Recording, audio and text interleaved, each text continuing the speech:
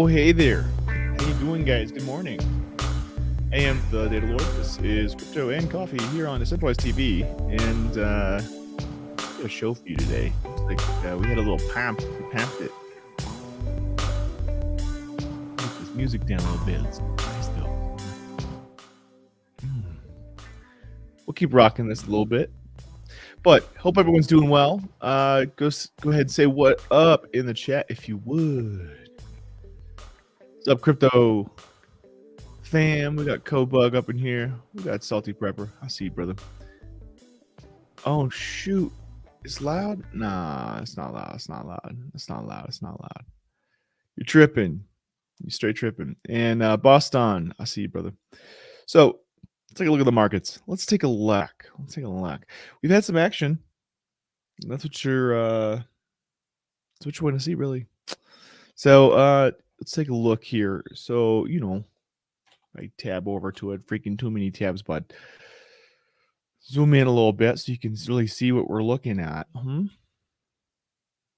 Oh, too much. There you go. So Bitcoin had a freaking rally, dude. 7.6% in the last 24 hours. And you're going to see a lot of people who have kind of gone sleepy on crypto pop up.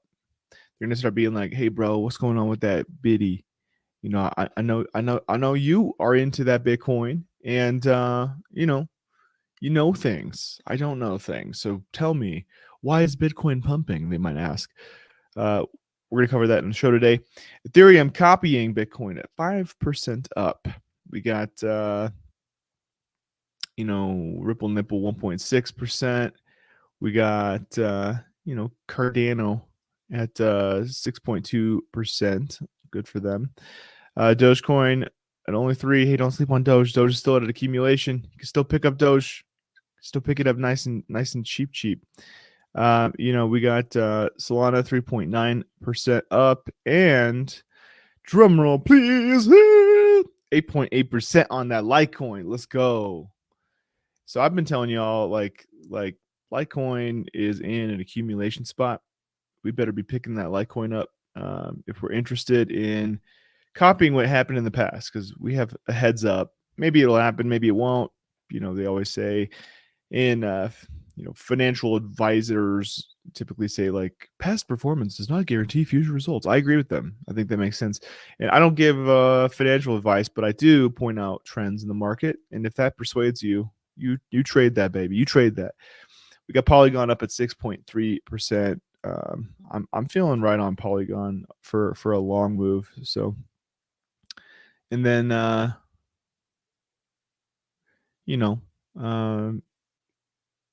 we got Mac Baby, or Mac Baby. I haven't seen you in the chat before, but apparently you think Solana has a huge ecosystem. It does.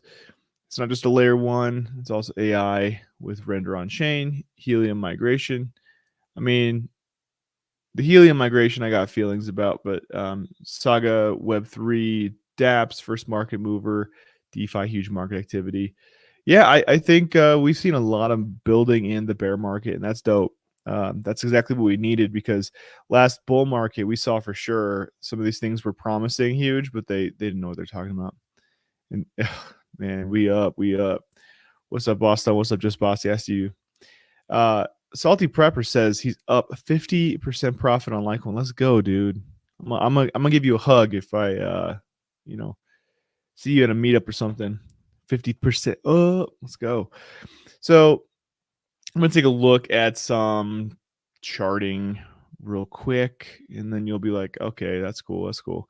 So as far as our charts go, gotta whip it out, yeah. There you go. So as far as charts go, like, look, so these are day candles. For those who don't know, now you know. Litecoin has had some really huge moves before, and really after we got whiplash over here, we kind of set these peaks, and that has really created a descending wedge, right? So we got this wedge, it's getting all tight, and we're just looking at peaks, and where we found these peaks over here, squeezing right before our halving. Now we have 3 lines here showing different bands of support for Litecoin. But you might wonder, what the heck is this orange line, Data Lord? Well, August 2nd is the halving. So Litecoin, as a proof of work coin, is going to go through a halving. So people who are mining Litecoin are going to get half as much Litecoin for all of the proof of work they put down, which means the introduction of supply will decrease by roughly half. And every Litecoin that is in circulation suddenly becomes a little bit more in demand because the supply starts getting choked for new volume. The demand is still there. So, especially being that Litecoin has had some major improvements here, it really is practical. It's a solid crypto for daily use, and it's backed by really really really really big money. So check this out. We didn't even tap this band. We flirted with it, but the magnet snapped us back here, and we had this big old rally candle yesterday. And so, for people who did scoop up, I'll show you something. Like, if you scooped up down in here, like, even when we return to these levels here, you stand to get like 33% on that. You see that? So I don't sleep on it, dude. That's all I'm saying. Like, it's not financial advice, but pay attention. And also, I'd say pay attention to the fact that like Litecoin and Doge are kind of attached to the hip. Like, they're both on the script algorithm. So people who are mining Doge are mining it Litecoin, and they got both. So like, yeah, even though Dogecoin, let's check this. Even though Dogecoin hasn't pumped, we're still at some real nice floor prices on Doge. Look at this. Look at this. These are day candles again. The halving August 2nd is rather. Where is it? I'm tripping. It's like right there. So like we're moving into it, and we're well below our typical support. So dude, scoop the Doge, I suppose, is what I'm feeling right now. Don't sleep on it. I mean, these prices are gonna get goofy. I mean, like we're flirting with that bottom. We're seeing salamanders and catfish and all sorts of things at the bottom over here, and you're gonna feel real smart if you scoop something, and just be patient. Wait till it pumps nice. It'll get stupid one of these days, and you'll see what I'm talking about. Matic, also in a scoopable position. We had this wedge. We tested it, and it freaking ripped to the floor. That's okay. I think we'll return back to that level, but again, Polygon is at a very scoopable position. Consider the fundamentals. Polygon is solving real problems on ETH. Polygon is debatably the best NFT platform. Pretty similar experience to Solana. That being said, Solana is a centralized system that promises it'll become decentralized, but in the meantime, it is centralized for development purposes. Polygon's not. Polygon's, as far as I understand, it is properly decentralized proof of stake. Now, it's still proof of stake, not proof of work, but the fact that it's solving ETH's problems and doing it well, and they're passionate about making like legitimate layer 2. I'd say don't sleep on Polygon here. This is a really nice scoop. You pick this up and wait for the bull market. That's going to be a really nice accumulation. And then we also have our lovely little Bitcoin over here. So Bitcoin, what the heck's happening here? Well, I was talking with Jaime, and what he was telling me is we crossed a very, very key level, right? We basically had a long-term indicator that we ended up crossing, and because we crossed it and confirmed, it's over on the monthly though. Month, yeah. So I don't have his exact metric up. I'll ask him, for that chart. But my nose is itchy and I have allergies, and I'm probably gonna sneeze. Hope I don't. I think I will.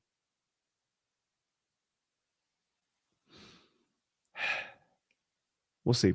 So anyways, we basically crossed this candle into bullish territory, right?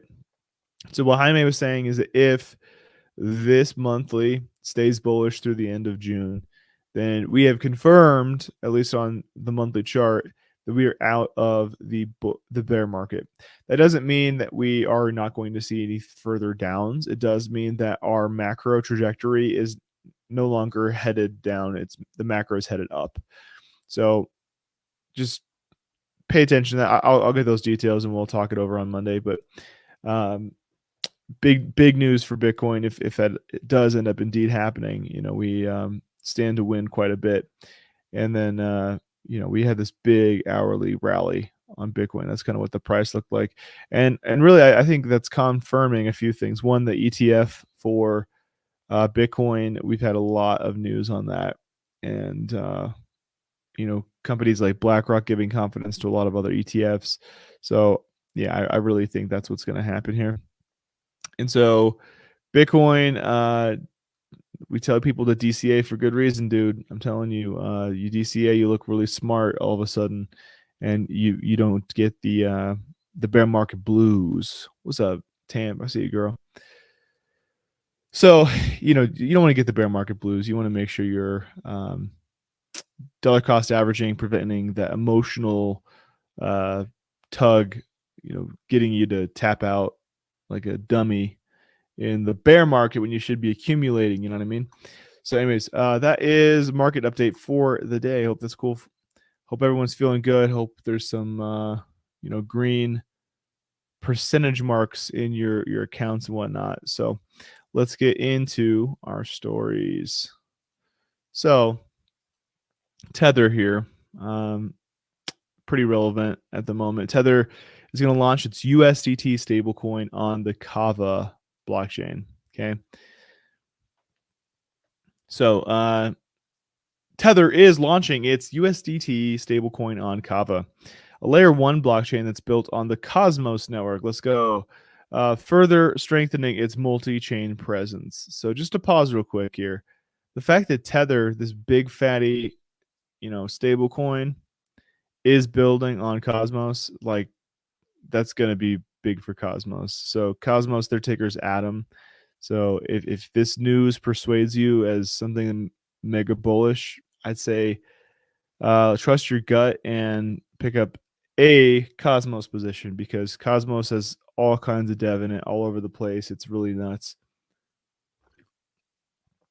That coffee's freaking good.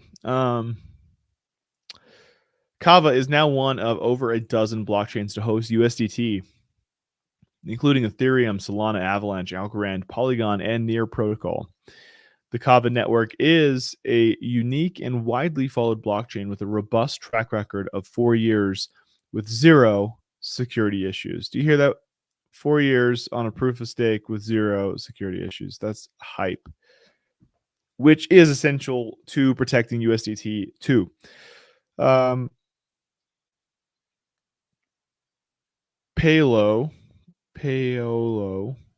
I want to honor him and say his name right, but Arduino. I don't know. That's a crazy name. Chief Technology Officer at Tether said in a statement, together, Tether and Kava aim to increase the adoption of decentralized finance, or DeFi, according to Arduino. While USDT is available across many markets, its usage on Ethereum and Tron remains the highest, as can be seen on the chart below with the block's data dashboard. So over here, this is Tron being a derp, Ethereum. So man, I think this is good that Kava's coming in here, because Tron's sketch. Maybe it's not, but change my mind. Tether USDT is the largest stablecoin with a current total supply of over 86 billion tokens per the dashboard. So this is total stablecoin supply. Let's see here. We got USDT. I mean, what are these? USDC. Okay. DAI, BUSD. So these are just all the different stable coins, and it's showing like USDT is the chunk lord. Like it's the majority of what's going on. So we all know that. So this news is a big deal. The article's not, right? The article is simply saying, yo, fun fact, Kava on Cosmos is a layer 1. Tether's built on that. So Tether and Cosmos are going to make cute little babies together that have T's for eyes and are all kinds of pink. So now you know. We have Bitcoin mining titan Core Scientific. They filed Chapter 11, I assume bankruptcy plan, signaling revival hope. Wow. JV, what is up? I see you, brother. Good morning. Guten Morgen. Let's go. So, Core Scientific is huge. We've been following them quite a bit, and we did quite a bit of mining consulting work, like just down the street from these guys. So, we're well acquainted with them, and it's cool to see they finally did file Chapter 11 plan. Let's read. As Bitcoin mining firm Core Scientific faces a significant challenge with the ongoing bankruptcy proceeds, it has taken a determined step towards ensuring its stability. The company recently submitted a Chapter 11 plan, a move that showcases its intentions to revamp its operations while satisfying the claims of its creditors. Chapter 11 plan was filed on the United States Bankruptcy Court for the Southern District of Texas Houston Division. Core Scientific, with this plan, has shared its vision of what the company would look like post-bankruptcy and its intention to build as much consensus as possible with key stakeholders about the envisioned future. So, no, JV, you did not miss those details. We'll be talking about them. And JV, dude, yeah, I appreciate you being up bright and early on the West Coast. Appreciate you, brother. And yeah, Salty Prepper too. Appreciate you guys. I mean, I'm over here in Mountain Standard Time. Shout out to the West Side, Dirty Shovel Gang. Yeah, and for those who don't know, Dirty Shovel Gang just means we hold our own keys. People gotta fight us like little Nicky with a dirty shovel if they want to get our crypto, because they can't just hack a wallet. Hump day. Hey, baby. So, an optimistic revival strategy. Core Scientific, despite its current bankruptcy proceedings, has been upbeat about its financial health. According to the company, it has witnessed a surge in liquidity since its Chapter 11 filing. They attribute this to a combination of higher Bitcoin prices, a surge in the network hash rate, and reduced energy costs. By focusing on restructuring its business model, Core Scientific believes it can stage a successful comeback, thereby providing a glimmer of hope in a challenging time. Notably, Chapter 11 bankruptcy with Core Scientific filed for provides a pathway for an organization to maintain its operations while a restructuring plan is agreed upon by involved stakeholders. Such a plan could include strategies like reducing the size of operations to minimize debts or selling off assets to reimburse creditors. So, and just so you know, this is the strategy. Like when people have any crypto project that just kind of flops, those are their options. It's like, dude, look, you can reduce the size of your operation, get back to bare bones, or you can sell a bunch of stuff you have in order to make your debt smaller, and hopefully someone comes in and says, okay, I can pay for that and dig you guys out.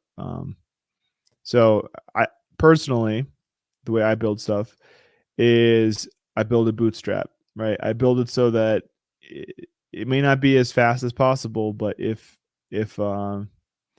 I can carry it for a while on my own back, then that's the move, right? At its core, Chapter 11 bankruptcy plan offers a blueprint that details how the company aims to restructure and fulfill its debt obligations. So, resolution for debtors in possession. I'm going to flip my mic around a little bit. There we go. So, according to the submitted bankruptcy plan, holders of allowed debtor in possession or DIP claims will receive full and final satisfaction of their claims on the effective date of the bankruptcy plan. These stakeholders can anticipate either full cash payment or an agreed upon alternative, such as crypto. Furthermore, any liens granted to secure the DIP claims will be terminated, effectively removing the the secured interest over the company's assets. It's worth noting that the challenges faced by Core Scientific highlight the volatile nature of the crypto mining business, despite the profit. However, the company's resilience, backed by a thorough Chapter 11 plan, may well illuminate a path forward for other crypto ventures, navigating similar troubled waters. And trust me, there's a ton of them. I'm pissed I don't have like a few billion in my pocket, because I could scoop up so many big mining ops if I did. And I think that is how, cats like BlackRock are thinking about a lot of these things. They're like, yo, we're going to scoop big, because we know where this is going. And a lot of people are just tap dancing around the problem, right? So meanwhile, in the past week, Bitcoin has regained a couple of thousands of dollars lost amid the intensified scrutiny in the past few weeks.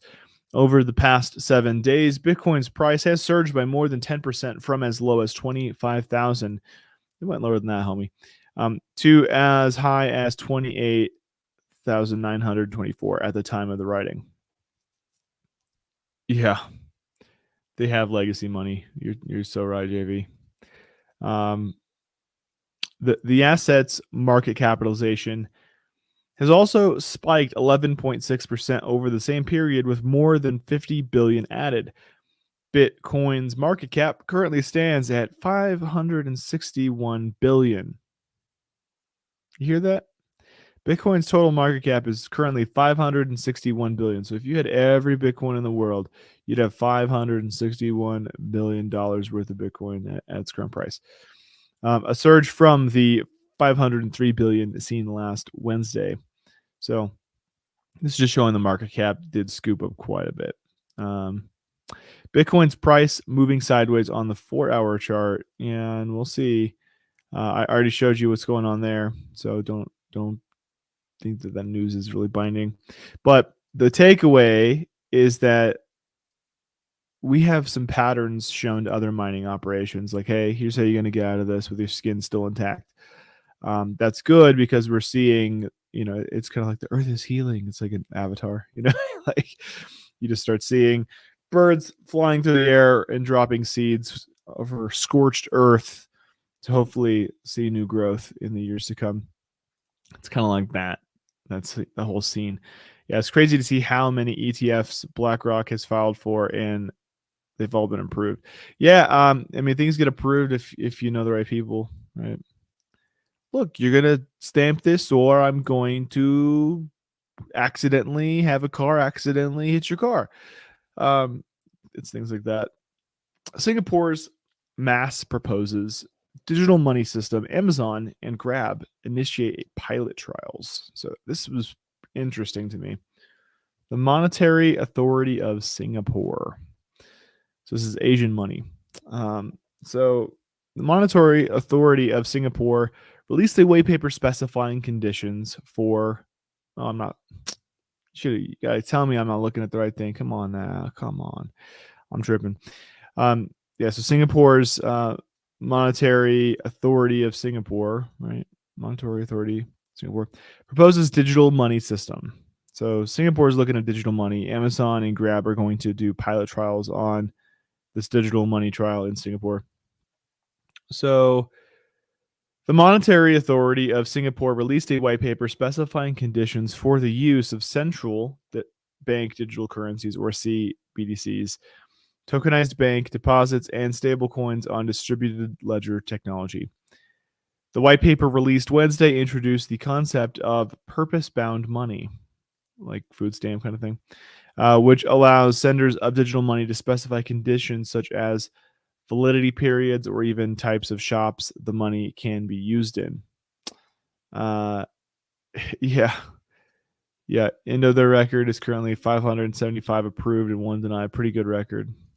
But you never know. Gary's an eggplant. That's true. So this is the issue a lot of people have over CBDCs is like, you're going to tell me how I can and can't use my money. Then it's not money, it's tokens, right? Like these are tokens at a Chuck E. Cheese that I can't take anywhere. This is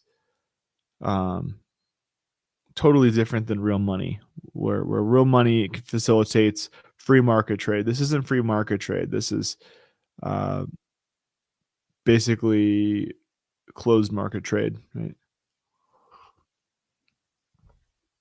So the study was done in collaboration with the International Monetary Fund, or IMF, Banca d'Italy, or Banca d'Italia, Bank of Korea, and various other financial institutions and fintech firms. It outlines business and operating models for programmable money transfers. This collaboration among industry players and policymakers has helped achieve important advances in settlement efficiency, merchant acquisition, and user experience with the use of digital money. More importantly, it has enhanced the prospect for digital money becoming a key component of the future financial and payment landscape, said the chief fintech officer at the Monetary Authority of Singapore. The PBM system grants users access to digital money via their preferred wallet provider, and it allows for multiple use cases, promoting interoperability. Amazon and Grab get involved. So Amazon, Faz, and Grab are collaborating on a pilot use case involving escrow arrangements for online payments using the PBM protocol. In the case of online retail payments, the PBM protocol is designed to give greater assurance to both buyers and sellers by ensuring payment is released to the merchant only when the customer receives the items purchased. DBS, Grab, Faz, Nets, and UOB will also be testing PBM-based cashback and other incentives to improve consumer experiences while reducing merchant friction. Building on the MAS Project Orchid, the PBM white paper encourages greater research among central banks and financial institutions, fintech, to understand the design considerations in use of digital money. The PBM source code and software prototypes were released for public access as part of the effort to support ongoing development and learning. So here's my take on this. I think CBDCs are a bad idea because it's getting the government involved in your daily affairs. I think there are some countries that want the government involved in your daily affairs. Well, the United States is a little different than most other countries because the United States does have a constitution that limits the powers of government, right? Other countries have a constitution that functionally limits the powers of people, not of the government. So I think that's a key difference for why I think these are a bad idea. And I really don't want to see America fall into this trap where we do start maybe not legislating at a constitutional level, but legislating at a code level, what people can and can't do, far beyond their constitutional freedoms. So I think it's not a good idea long term. I think for a few small things, maybe agreed upon government funding, let's say food stamps. Let's use that instance. I think this type of system makes sense in those sorts of government aid instances where it's like, look, this wallet has to buy approved food from these approved stores. Otherwise, you can't go and buy liquor with your, food stamps. I get that. Okay. And I think there's ways that you can do this besides calling it like money, right? I think we can just do token authority, right? Kind of thing. I don't think it has to be money for those specific use cases. I'd prefer we use tokens instead of having a instead of having a fungible currency flat out. So I don't know. That's my take on it. But would you use a CBDC if there was a monthly payout for citizens that use it? Um, Good question. I personally don't know that I would, because I don't want every little thing I'm doing being reported to any agency. I don't want there to be a central record of everything I buy, not because I'm hiding anything, because it's not their business. And I don't want them to start doing what Google did, where Google finds every little thing you've ever searched and they start, bombarding you with advertising based on those things. And they start, putting you into different categories of watch lists based on, like, oh, well, you bought, just for example, you bought ammunition, you must be watched. And they can build a case against you and use it as evidence that can be used against you in a court of law. That's what I don't like about it. It gives them room to incriminate you even if you haven't done a crime, but just because they're twisting the details. So I don't want to see that happen. I don't trust the powers that be. I'll say that, and I don't think anybody should, because absolute power absolutely corrupts. We know that. We've seen history over and over and over and over and over again. Unless you are the good Lord above and do not have our sinful nature, you are going to be corrupted by ultimate power. That's just how it works. So, Binance SEC lawsuit could dent crypto exchanges' global plans. So, we've been covering this story. It's still, the saga continues. The saga. So, the U.S. Securities and Exchange Commission is issuing a spate. That's a weird word. Spate. I'm going to read the definition of spate.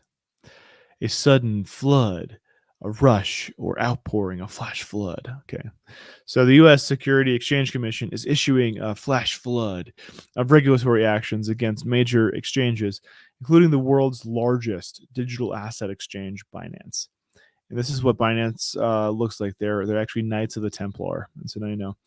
The United States Securities and Exchange Commission filed a lawsuit against Binance, along with its U.S. platform and CEO Xingping Zhao, on June 5th in a Washington, D.C. federal district court for allegedly violating securities laws and offering unregistered securities. The U.S. regulator has accused the crypto exchange of offering unregistered securities in the form of its now paused Binance USD stablecoin and its native token BNB. The SEC also deemed its Simple Earn and BNB Vault products and its staking program as violations of securities laws.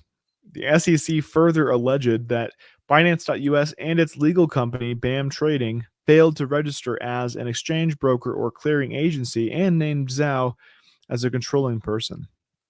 Although Binance has maintained throughout the global entity, as well as the US-based crypto platforms, are independent. The lawsuit alleged that funds from Binance, you guys got a typo there, I got you, that Binance Global Platform and Binance, you did it again, .us were commingled on multiple occasions. So they claim. The suit also listed 9 crypto tokens trading on the platform as securities: Solana, Cardano, Polygon, Filecoin, Cosmos, The Sandbox, Decentraland, Algorand, Axie Infinity, and Coty. Not to be confused with Cootie or Coochie. Those are different things. The SEC lawsuit, which levies 13 charges against the crypto exchange, its U.S. entity, and the CEO, came within weeks of Reuters' report alleging the exchange was commingling customer funds.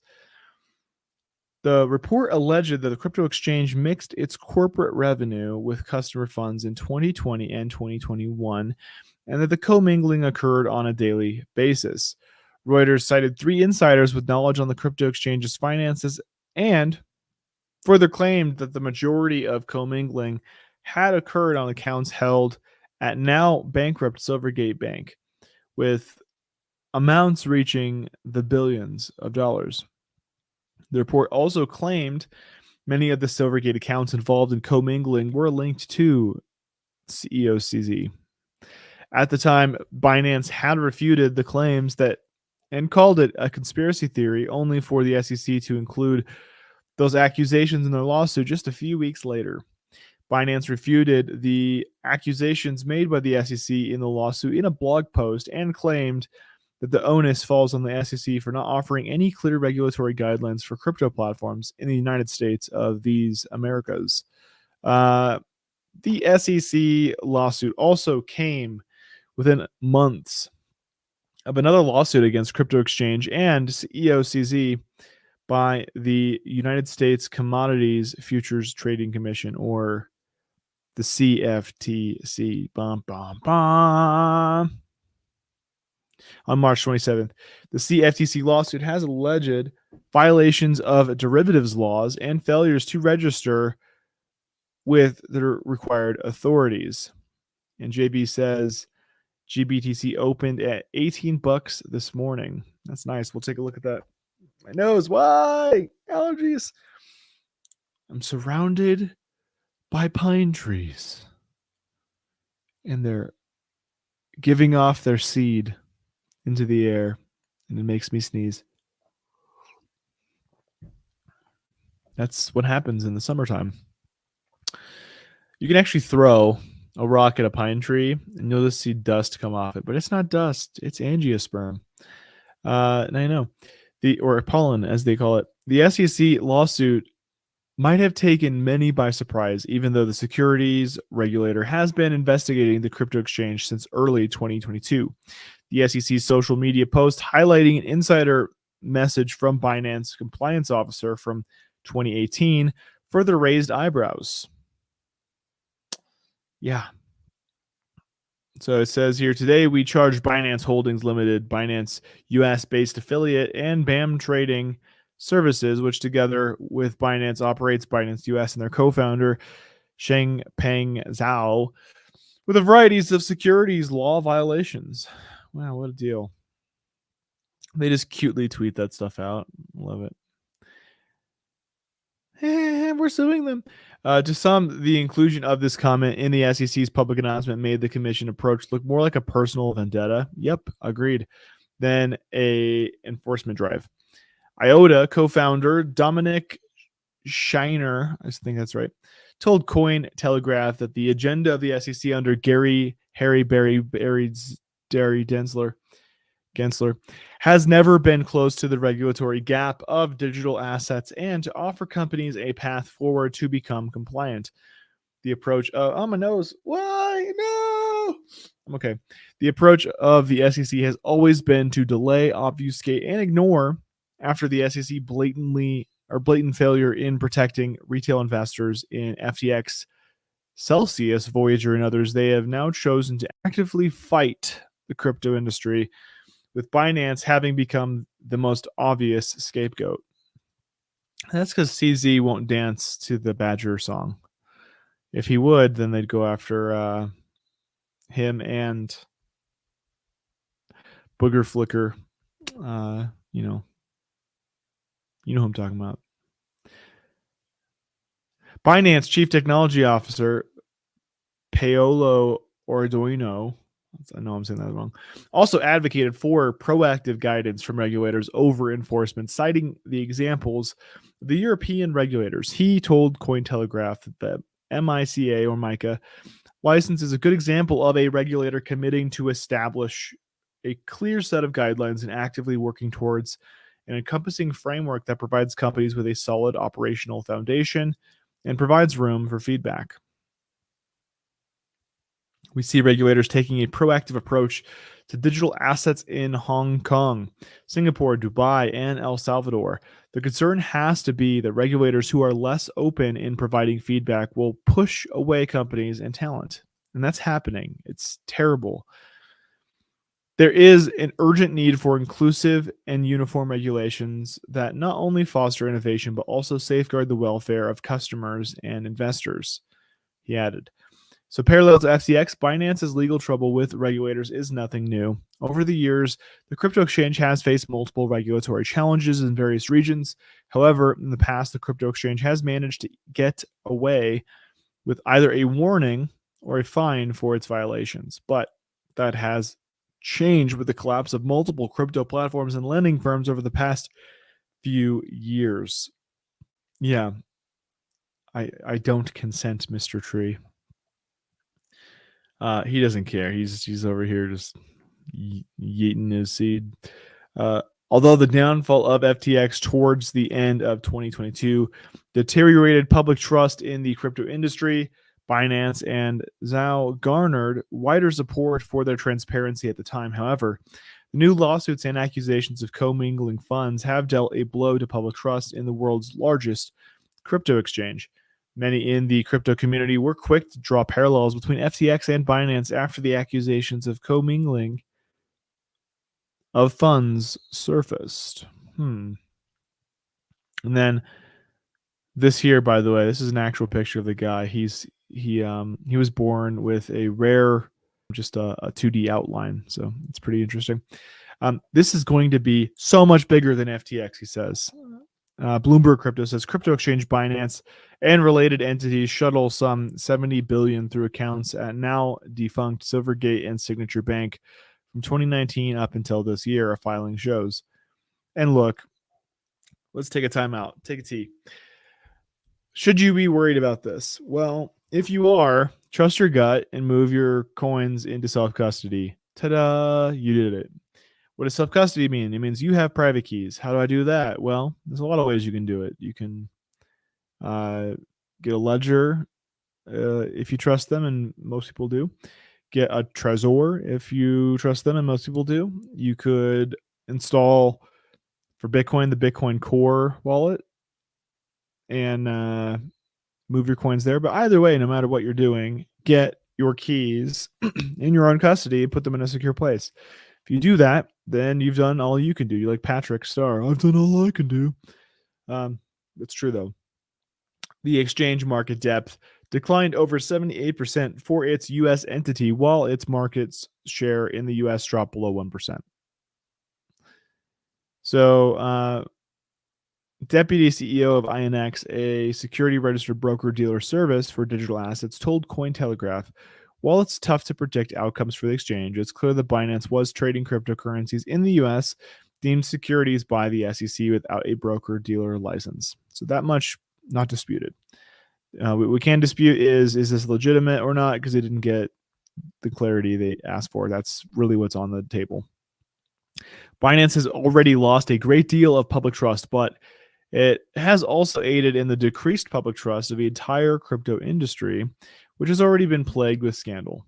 Customers are uncertain and don't know who to trust, what to trade, and how to trade it. That's true, and that's why we do what we do here. We analyze who you can trust and determine what factors you might need. We determine what you should trade and how you should trade it based on key details, and we just give you the information you need to make an educated decision, right? And then at the end of the day, that's how you have to live your life. You do your research, you make decisions based on the best information available to you, and you just accept the outcomes, right? You accept the outcomes. May the dice land where they may. Avneri, I think that's right, added further that there is a very clear regulatory path to registering digital securities that complies with the Securities Exchange Act of 1934. It doesn't matter how old those laws are, they are still relevant today. Binance chose to work around the rules and is now dealing with the implications of those shortcuts and other activities, he added. He advised, while the SEC is claiming most cryptocurrencies are in fact securities, industry participants should register digital assets as such and find a path to list and trade them in a compliant way in the US under current securities laws. So he's saying you should just accept for granted that they're securities unless said otherwise.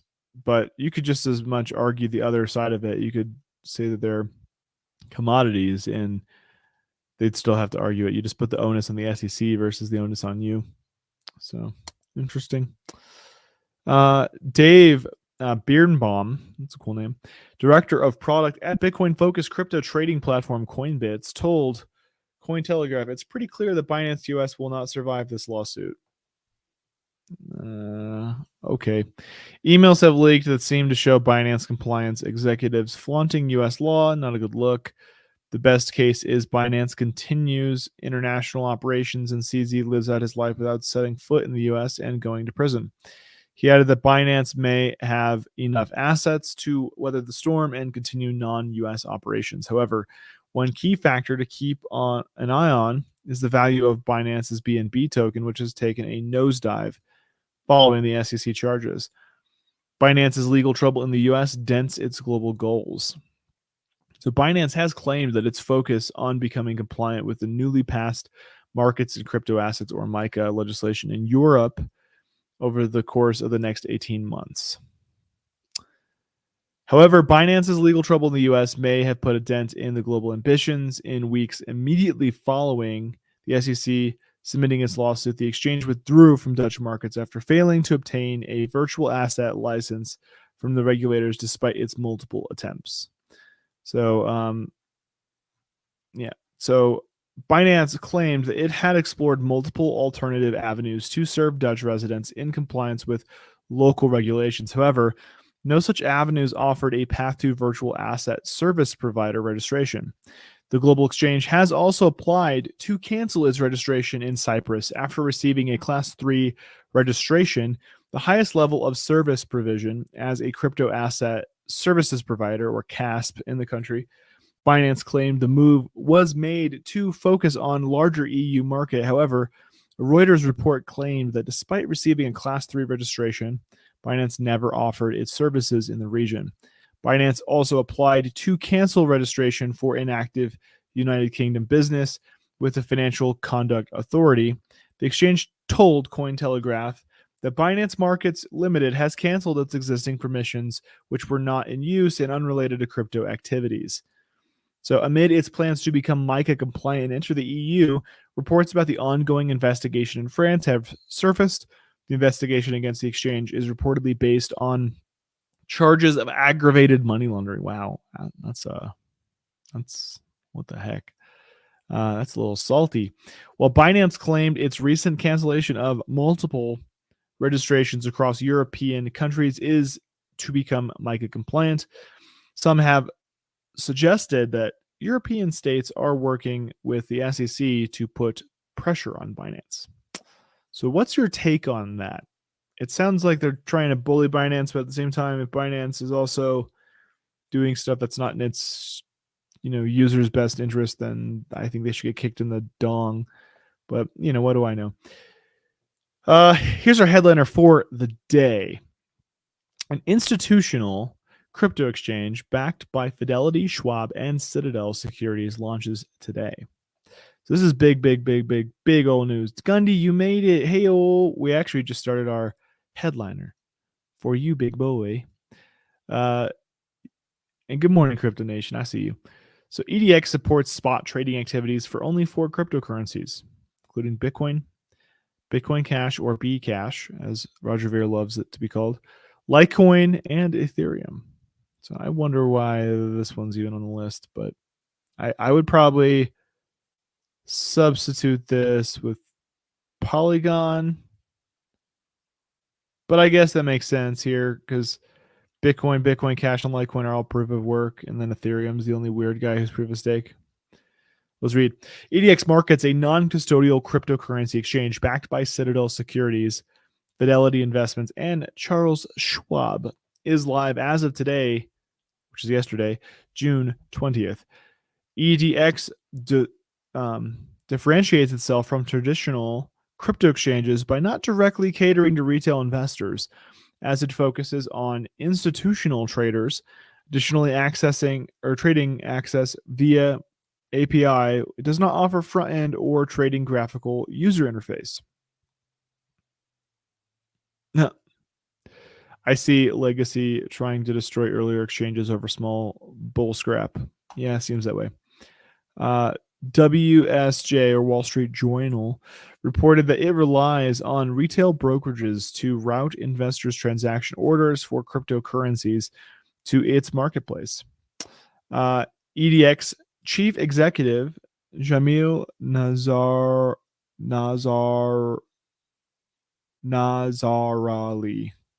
it's still probably wrong, reportedly said FTX's failure had heightened demand for crypto exchanges that do not possess the inherent conflict of interest associated with storing customers' funds. So EDX is not registered with the SEC. It lists only 4 crypto assets. According to its website, EDX supports spot trading activities for only 4 cryptocurrencies: Bitcoin, Bitcoin Cash, Litecoin, and Ethereum, and is not registered with the US Securities and Exchange Commission. So hint, hint. These coins, it sounds like they're betting are not securities, but are actually commodities. I think that's what this is getting to. That these big companies here, that Fidelity, Schwab, and Citadel, are betting publicly that these 4 are going to be listed as commodities, not securities. That's what I'm reading out of that. So hint, hint. While none of EDX's supported digital assets have been classified as securities by the SEC, the new exchange could still run afoul of regulatory authority with its lack of registration. Under Chair Gary Gensler, the commissioner has repeatedly advised crypto firms to come in and register. You know, that's a terrible pickup line. That's all I'm saying. If you're like, hey, girl, come in and register. She's like, what? She's like, I want to take you on a date. I'm like, that's a weird way to say that. You know, come in and register. Come sit down and talk with me. Give me your number. Come in and register. The regulator has also filed several enforcement charges against crypto firms for federal securities law violations and highlighted the non-compliance of crypto companies. Gensler has maintained that existing securities laws adequately govern the digital asset space. Wall Street firms remain interested in crypto. So meanwhile, the group of financial industry giants backing the exchange shows that Wall Street firms still have a massive appetite for the emerging industry despite the US SEC's approach. Last week, BlackRock, you gotta enunciate that clearly. BlackRock, not BlackRock, because it could sound like you're mixing words up, you know? One of the largest asset managers applied to create a spot Bitcoin ETF. By the way, in Colorado, there's a casino city called Black Hawk, and you have to put a strong pause and a strong space between Black Hawk, Colorado, because if you run them together too fast, it sounds like you're being cheeky. I won't say it because it can get clipped, but I mean, it's cheeky. Say it. Say Black Hawk. Just put that together really quickly, and you'll see what I'm talking about. Last week, BlackRock, one of the world's largest asset managers, applied to create a spot Bitcoin ETF. Unconfirmed rumors later emerged that Fidelity was considered a buyout of Grayscale or an application for a Bitcoin spot ETF. So yeah, too much new money coming to the world of crypto. Another Titanic coming along. I mean, that gets darker and darker. Do you see there's a submarine that like took people to go see the see the Titanic? And what's crazy is like they got lost and everything, and I think everyone on the submarine died. They're like stuck in there and couldn't leave until they ran out of oxygen. So man, I hope that doesn't happen. They're supposedly still okay until Friday, but who knows? That's sketchy.com. Like, why would you ever do that? What do you stand to gain from going to the bottom of the ocean in a fart tube with a bunch of other people? Like, I don't get it. But yeah, they run out of O2 on Thursday morning. So, I mean, Godspeed. I hope they make it out.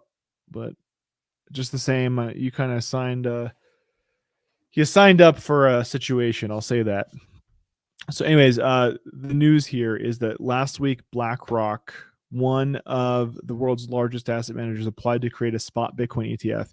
Unconfirmed rumors emerged that Fidelity was considering a buyout of Grayscale, or an application for a spot Bitcoin ETF. So the news here that you need to hear is that Grayscale might get picked up by Fidelity. If Grayscale gets picked up by Fidelity, that is very, very good for the general price sentiment of Bitcoin in general. So like, hear that, because this could be really good news for our whole space. Even though I don't recommend anyone puts their money in Bitcoin ETFs. Hold your own coins, Dirty Shovel Gang. But what are you gonna do? What are you gonna do, buddy?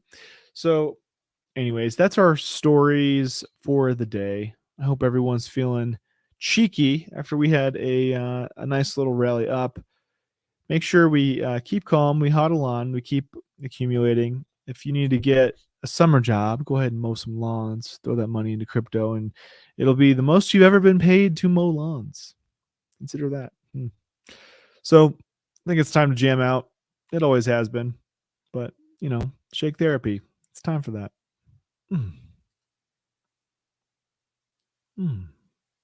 What?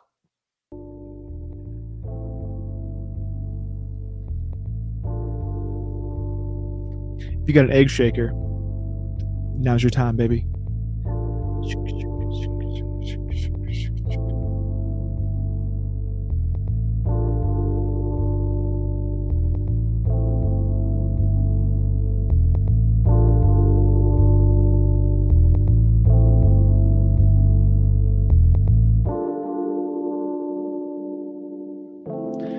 Elbow cough, elbow cough, elbow cough.